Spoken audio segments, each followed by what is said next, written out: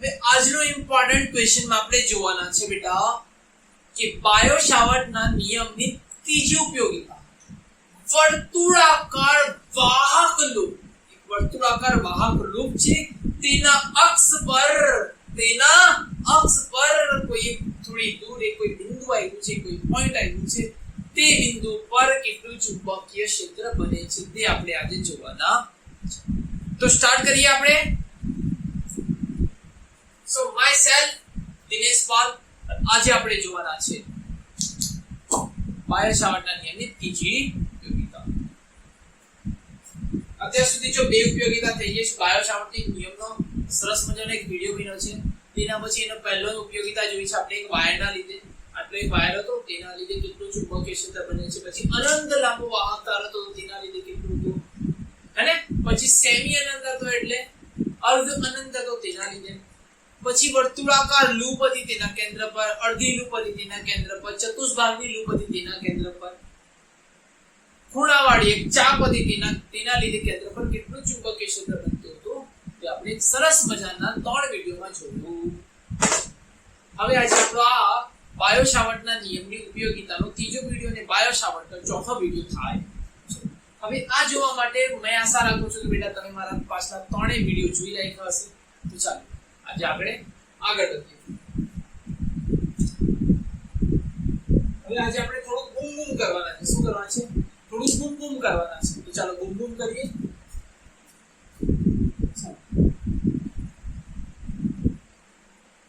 Bio સાવર્ટના નિયમની મદદથી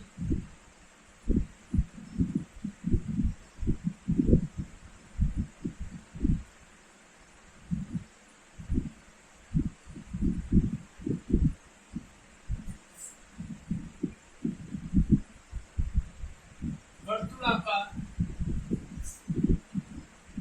લૂપની અક્ષ પર ચુંબકીય ક્ષેત્ર શોધવાનું છે. ચાલો તો થોડું બૂમ બૂમ કરીએ આજે આપણે. તો એક વર્તુળાકાર આપણે લૂપ લઈએ છીએ. એક વર્તુળાકાર આવી રીતે લૂપ લઈએ છીએ. એક વર્તુળાકાર લૂપ લીધી આપણે. તે તો અહીંયા વિદ્યુત પ્રવાહ દિશા જાય છે. આવી ઉપરની તરફ 12, નીચેની તરફ 15. એક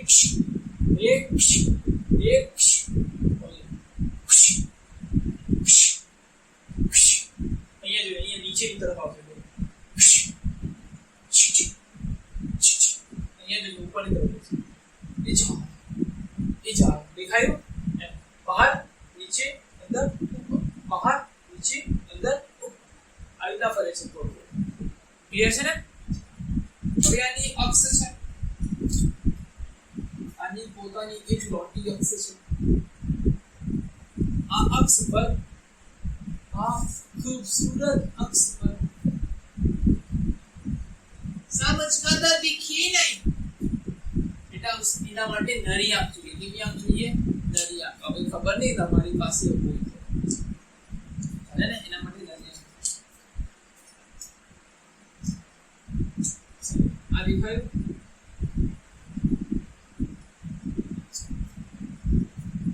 આ લાઈન દેખાઈ ને? હવે શું કરવાનું છે? આ રેખા પર તમારે નીચે જાય છે.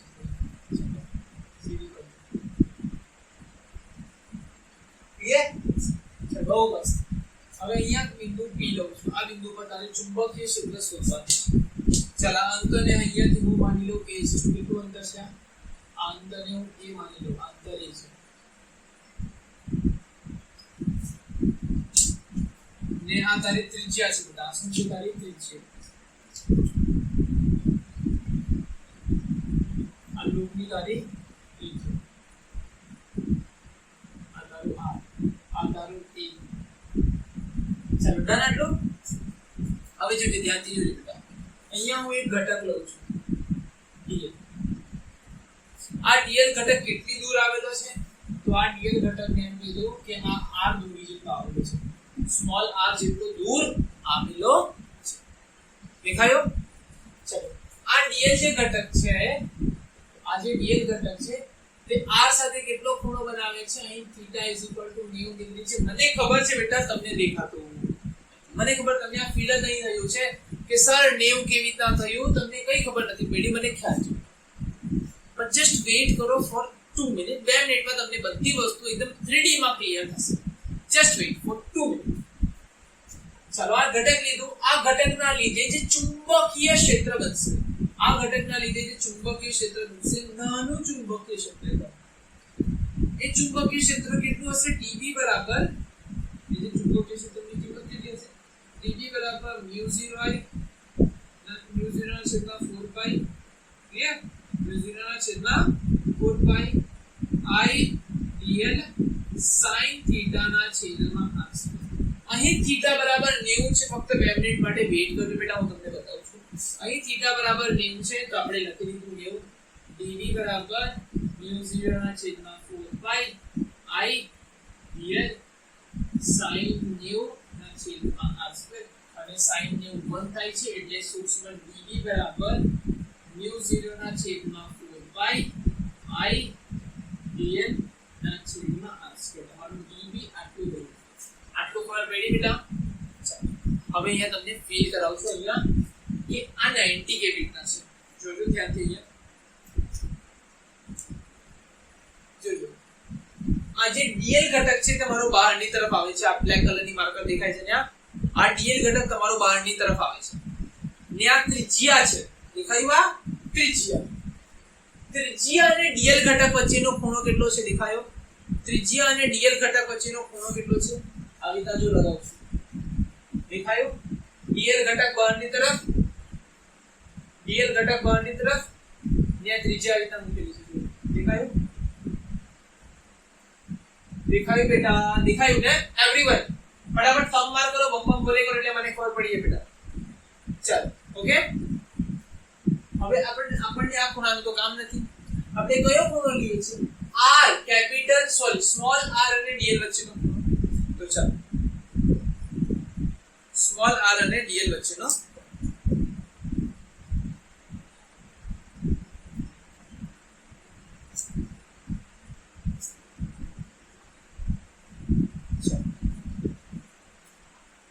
આ તારું સ્મોલ r છે. આ તારું જે રેડ માર્કર છે તે બેટા સ્મોલ r છે. ચાલ, હવે દેખાશે. ધ્યાનથી જોજો.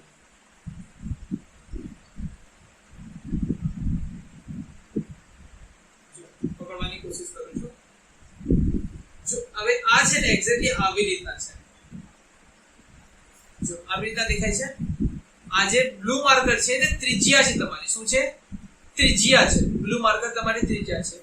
બ્લેક છે તે બહારની તરફ આવતો વિદ્યુત પ્રવાહધારિત ઘટક છે, એમ બહાર આવે છે. જો અહીંયા હું એકવાર એપ્લાય કરી દઉં એટલે તમને ક્લિયરલી દેખાશે.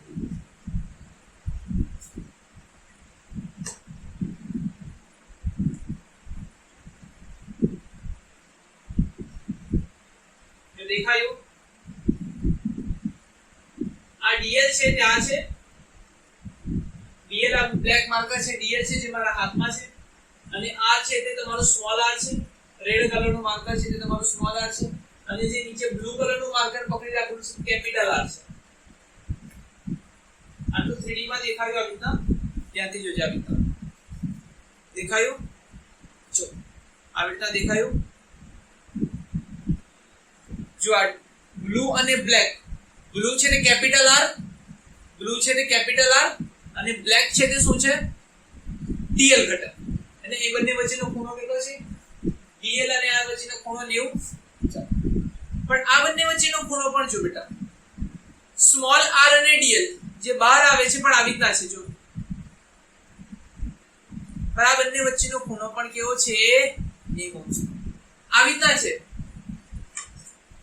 જો આવી રીતના છે. dl આવી રીતના છે નીચેની તરફ. દેખાયું? આ પાટી દેખાય છે બેટા? આ dl આવી રીતના છે નીચેની તરફ.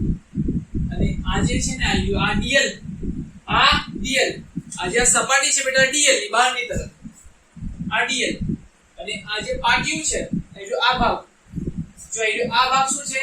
r, અને આ ભાગ dl. r અને આ dl, આ સ્મોલ r અને આ dl બંને વચ્ચેનો ખૂણો કેટલો છે? 90. હવે થઈ ગયું ને, આટલું ક્લિયર થઈ ગયું. હવે નીચે એક ઘટક અહીંયા હજુ જો, હવે અહીંયા જે db બને છે, db કેવું હશે યાદ કરો, db dl અને r થી બનતા સમતલને લંબ, dl અને r થી બનતા સમતલને લંબ.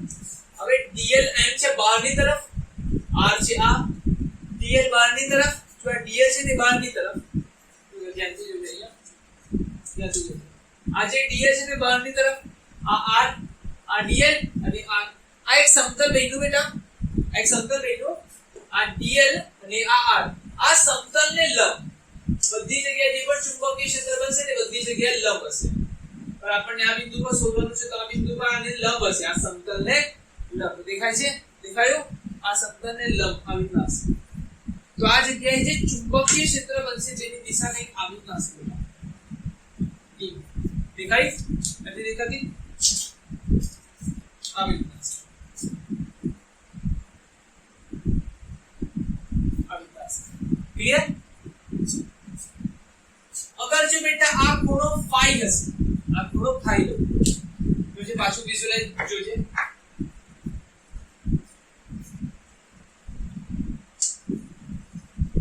જો આ પેલા પાટિયું આવી રીતના નહીં હોતે, આવી રીતના સીધું હોતે, આવી રીતના જોજે, આવી રીતના અને આવી રીતના, તો આવી રીતના રહેતે ગ્રીન માર્કર, જો મારી ગ્રીન માર્કર આવી રીતના રહેતે, જો આવી રીતના રહેતે, પણ જો આ પાટિયું છે ને આવી રીતના ફાઈ જેટલું ફરી ગયું, તો મારી ગ્રીન માર્કર પર ફાઈ જેટલું ફરી ગયું, એટલે પહેલા તો રહેવાની ઈચ્છા હતી સીધી, અને આવી રીતના સીધી રહેતે, પણ જો આવી રીતના હતું તો આટલું ફર્યું તો પેલું પણ આટલું ફરી જશે, એ પણ કેટલું ફરી જશે, ફાઈ જેટલું ફરી જશે. ખ્યાલ આવી ગયો? આને કહેવામાં આવે છે દિનેશ સરનો માર્કર, દિનેશ સરનો માર્કર.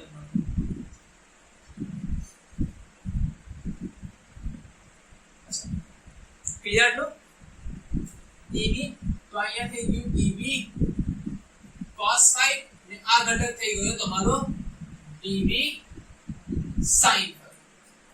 ચાલો આટલું ક્લિયર?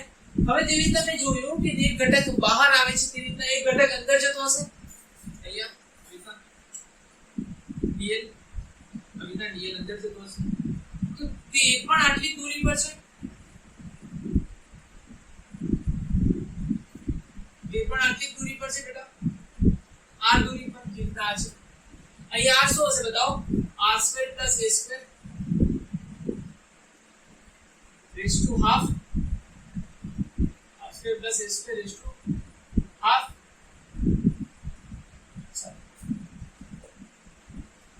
આના પણ આ જો આ ખૂણો ફાઈ હશે અને આ બંને r જ છે તો આપણે ફાઈ ફાઈ થઈ જશે. ચાલ આ ફાઈ છે તો તેના લીધે પણ ચુંબકીય ક્ષેત્ર બનશે, એ પણ કેવું હશે જોજે બેટા, અહીંયા આવી રીતના આ સમતલને લંબ આવી રીતના હશે db, અને આના ઘટકના લીધે પણ અહીંયા db બનશે, તો તે પણ અહીંયા ખૂણો કેટલો બનાવશે બેટા, ફાઈ, કેટલો ખૂણો બનાવશે, ફાઈ, તો તેનો પણ અહીંયા ઘટક થઈ જશે db cos phi, અને અહીંયા ઘટક થઈ જશે db sin. આટલું ક્લિયર થયું? હવે જો હું ફિગર બનાવું છું તે તમે ધ્યાનથી જોજો.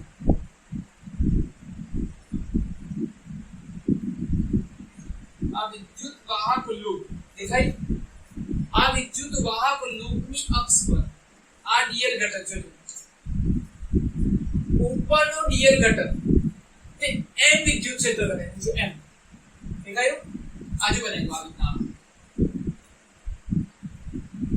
આ રીતના બને, ઉપરનો ઘટક જો ઉપરનો ઘટક m બનાવે છે, નીચેનો ઘટક m, નીચેનો ઘટક નીચે બનાવે છે, જો દેખાયું? હવે જો અહીંયા સાઈડ પર જે ઘટક હશે ને, અહીંયા જો અહીંયા ફરતો આવ્યો, આ સાઈડ પર જે ઘટક હશે તે m બનાવશે બહારની તરફ, આવી રીતના ક્રોસ માં જાય, એંગલ ખૂણા પર બનાવશે, એટલે ખૂણા પર હશે, ને જો આવી રીતના ફરીને અહીંયા આવ્યો અંદરની તરફ, તે બનાવશે થોડુંક અંદરની તરફ, એમ હશે, એટલે કુલ થઈને કેવું ચુંબકીય ક્ષેત્ર થશે આવી રીતના.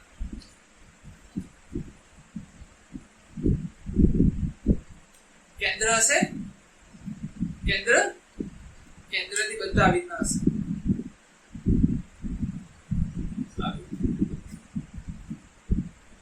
એક એટલે એક શંકુ બનાવે છે. શું બનાવે છે? કે એક શંકુ બનાવે છે. આવી રીતના એક શું બને છે? એક શંકુ ટાઈપનું બને છે. આવી રીતના એક શંકુ બનાવે છે. દેખાયું? આ શું છે? બધું ડીબી છે. અહીંયા એક શંકુ બને છે. ઉપર નીચે આખું શંકુ બને છે. ચાલ એના હું ઘટક કરું. હવે હું શું કરું છું? એના ઘટક કરું. આનો ઘટક ઉપર એક છે. અહીંયા જે શંકુ બને છે તે ઉપરનો જે આવીતા છે તો તેનો એક ઘટક ઉપર છે. જે નીચે છે તેનો એક ઘટક નીચે છે. આ બાજુ છે તો તેનો ઘટક બહારની તરફ છે. આ બાજુ છે તેનો ઘટક અંદરની તરફ છે. આ બાજુ છે તેનો ઘટક એમ છે. એટલે અસલમાં આના ટુકડા કરવા જઈએ બેટા, અસલમાં આના ફક્ત હું ટુકડા કરવા જાઉં તો અસલમાં અહીંયા એક ડિસ્ક બને છે. જો એક આવી રીતે ડિસ્ક બને છે. અહીંયા ફક્ત ડીબી છે, ડીબી cos phi. ફક્ત આના પર નિંદ્યા બધા ડીબી cos phi છે. એક m એક n n n n ઉપર નીચે બધી દિશામાં ડીબી cos phi છે. આખા 3D માં એમ આવે છે. એક m એક m એક m એક m બધું આખું બધી જગ્યાએ ડીબી cos phi છે. અને બીજો ઘટક બધા એક જ દિશામાં છે, ડીબી sin. અને આ ડીબી cos phi જે બને છે ને બેટા, તે બધાને એકબીજાનો વિરોધ કરીને નાબૂદ કરી દે છે. ડીબી cos phi એકબીજાની વિરુદ્ધ દિશામાં થઈને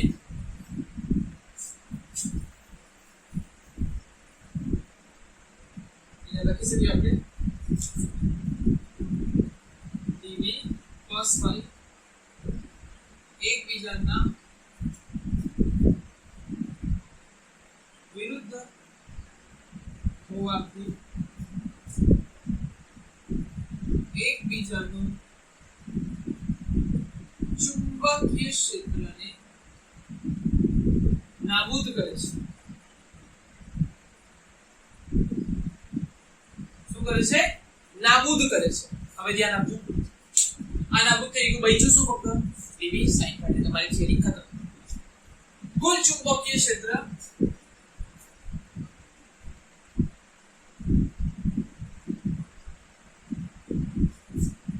V sin theta ના V sin theta dB sin theta ઘટકના લીધે ઉદ્ભવે ચાલો સ્પેલિંગ રોંગ હશે તો માફ કરજો. કુલ બી જોઈએ મને સંકલન કરવું પડશે. બોલો dB sin phi. આટલું ક્લિયર? હવે dB sin phi નું આપણે સંકલન કરી રહ્યા છે. હવે ફક્ત છેલ્લો પડાવ થિયરી કરો. dB sin phi નું આપણે શું કરવા જઈએ છીએ બેટા? સંકલન કરવા જઈએ છીએ. ચાલો dB એ મારે b જોઈએ છે. આનું સંકલન કરો. dB કેટલા છે બેટા? mu0 ના છેદમાં 4 pi ids ના છેદમાં r સ્ક્વેર. mu0 ના છેદમાં 4 pi I dl ના છેદમાં r સ્ક્વેર. અહીંયા સંકલન. sin phi અહીંયાથી આપણે sin phi લગાવીએ તો શું થાય બેટા? એનો લગાવો. અહીંયા sin phi નીકાળો. sin phi કેટલો આવશે? sin phi લગાવો. સામેની બાજુના છેદમાં કર્ણ r ના છેદમાં r. ચાલો અહીંયા લગાવી દે sin phi r ના છેદમાં r. જેટલી પણ બધી વસ્તુ અચળ છે બહાર કાઢી લખો. mu0 અચળ, I અચળ, 4 pi અચળ, r બધા અચળ છે બેટા. આ r અંતર બદલાતું, r નો ઘન અચળ, ઉપર એક r અચળ. સંકલનમાં શું રહી ગયું? dl. dl એટલે dl લેવા તો આખો એક લૂપ મળશે. લૂપનું પરિમિત લૂપનું પરિમિત એટલે થાય ને. તો dl શું થઈ જશે બેટા? 2 pi r mu0 I r અહીંયા થઈ ગયું 2 pi r નીચે થઈ ગયું 4 r. v બરાબર, હવે v બરાબર શું થશે બેટા? v બરાબર mu0 I r અહીંયા pi થી pi કટ, અહીંયાથી 2 કટ થઈ જશે. mu0 I ઉપર r સ્ક્વેર નીચે 2r દેખાય બેટા? હવે b ની ફાઇનલ જે કિંમત આવશે તેમાં આપણે r ની કિંમત અહીંયાથી મૂકી દઈએ. અહીંયા તો b બરાબર r સ્ક્વેર ના છેદમાં 2 આની જગ્યાએ મૂકી દઈએ r square plus a square raise to 3/2 done આટલું ચાલો આ તમારો ફાઇનલ તમારો આન્સર આવ્યો આ તમારો ફાઇનલ આન્સર કે કોઈ બિંદુ પર જે વિદ્યુત ચુંબકીય ક્ષેત્ર બને છે આના લીધે તે કેટલું હશે ચાલો ડન આટલું અમે સ્ક્રીનશોટ વગેરે લઈ લો તો થોડુંક આની અંદર જે કેસ છે તે તમને એક્સપ્લેન કરી ચાલો ડન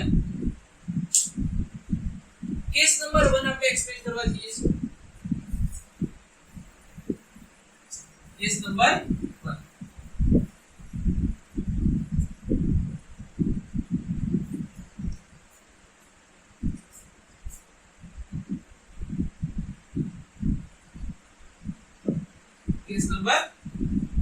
કેસ નંબર 1 શું છે બેટા આઈ વાત છે કેસ નંબર 1 એટલે આને આપણે કહી દઈએ કે આ તો અંતર આવ્યું કેસ નંબર 2 કેસ નંબર 2 માં શું હશે એવું સમજી લઈએ કે જે એ છે તે ઘણી બધી દૂર છે r ની સરખામણીમાં a is much greater than r तो જે ચુંબકીય ક્ષેત્ર બનશે b બરાબર μ0 I r2 એની સરખામણીમાં r ની સરખામણીમાં એ બહુ મોટો છે તો r લગભગ એની સામે નેગ્લિજિબલ છે અવગણી શકાય તો તેની નીચે 2 આ r આને અવગણી લઈએ a નો વર્ગનો 3/2 a ના વર્ગનો 3/2 અહીંયાથી બગડો કટ થઈ જશે એટલે જે b બરાબર શું આવી જશે μ0 I r2 ના છેદમાં 2a2 આટલા આવી ગયો આ તમારો કેસ નંબર હવે જે કેસ નંબર 3 છે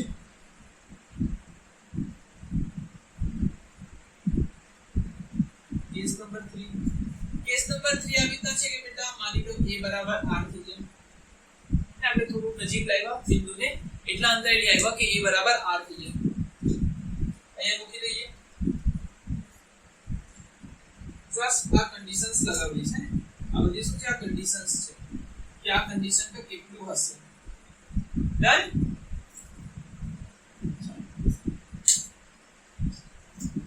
અહીંયા મૂકી દઈએ b બરાબર μ0 I r2 છેદમાં 2 और a बराबर r तो r નો વર્ગ વત્તા r નો વર્ગ એ ત્રણના છેદમાં 2 એટલે 2 વખત r નો વર્ગ થઈ જશે μ0 I r2 અહીંયા શું થઈ ગયું બેટા r નો વર્ગ 2 વખત થઈ ગયું ક્લિયર ને ચાલો 2 વખત r નો હવે 2 નો વર્ગ અહીંયા આપણે વર્ગમૂળ કાઢવું છે તો અહીંયા શું કરી દો વર્ગમૂળ 2 નો વર્ગ લખી દઉં હું વર્ગમૂળ 2 નો વર્ગ અને બાજુમાં r નો વર્ગ એમ થઈ જશે વર્ગમૂળ 2 નો વર્ગ r નો વર્ગ અને 3 ના છેદમાં 2 ચલો આ બધાનું વર્ગમૂળ થઈ જશે ને 2 નીકળી જશે 2 ઘાત અને વર્ગમૂળ કેન્સલ થઈ જશે એકબીજા સાથે તો છેલ્લે વધશે શું અંદર b बराबर μ0 I r2 અને શું વધશે 2 એમને એમ √2 નો ઘન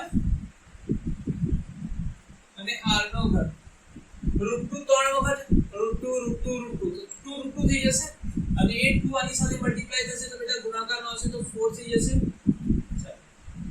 μ0 I આ કટ થઈ જશે એટલે સમજે 4 √2 શું થઈ જશે 4 √2 ચલો ડન આટલું ક્લિયર ચલો છેલ્લો અને આખરી કેસ નંબર 3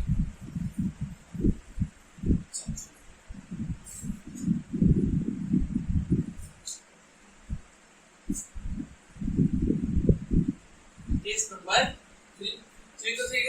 નંબર 4 આ પહેલો કેસ જે હતો તે જ બીજો કેસ ત્રીજો કેસ હવે આ ચોથો કેસ ચોથા કેસમાં કન્ડિશન એ છે કે a બરાબર 0 કન્ડિશન શું લગાવી મેં a બરાબર 0 હવે એ કેન્દ્ર દૂર નથી એક્ઝેક્ટ કેન્દ્ર પર જ આવ્યું છે જે બિંદુ પર તમારે ચુંબકીય ક્ષેત્ર જોવાનું છે તે ક્યાં છે બેટા કેન્દ્ર પર જ છે b બરાબર μ0 I r square a square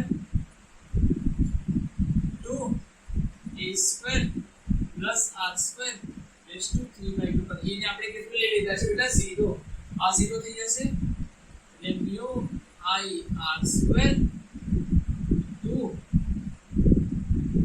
r square raise to 3/2 2 પર થઈ જશે એટલે r ક્યુબ થઈ જશે અહીંયા r ક્યુબ લખી દો r ક્યુબ આ પણ કટ થઈ જશે એટલે અંદર શું વધ્યું μ0 I ના છેદમાં 2 યાદ કરો તમને આની પહેલાના થિયરી જે હતી આની પહેલા જે આપણે એક થિયરી ભણ્યા છે ને વર્તુળાકાર લૂપ તેની અંદર જો કેન્દ્ર પર જે ચુંબકીય ક્ષેત્ર આવતું તે આવી ગયું સેમ ટુ સેમ જ છે એક્ઝેક્ટ સેમ ટુ સેમ છે એક્ઝેક્ટ આ બધું સેમ ટુ સેમ જ છે ચાલ ડન સ્ક્રીનશોટ વગેરે લઈ લો 1 2 ચલો રફ કરું છું અહીંયા તમારા બાયો સાવર્ટના નિયમની ઉપયોગિતા બધી ખતમ થાય છે હવે એની નેક્સ્ટ થિયરી આવશે આપણી એમ્પિયર નો સર્કિટ નો નિયમ ને તેની મદદથી આપણે સોલેનોઇડ અને ટોરોઇડ ભણવાના છે ક્લિયર